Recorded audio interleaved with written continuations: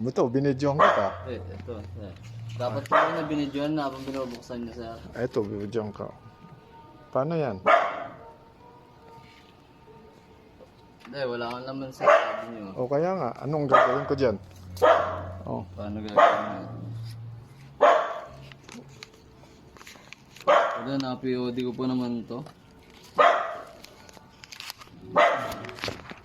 anong gagawin natin? Hooks and string.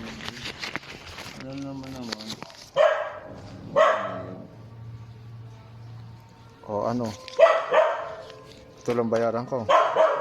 79. Di kasi dapat binidyohan nyo kasi sir eh. Ha? Dapat binidyohan nyo yan.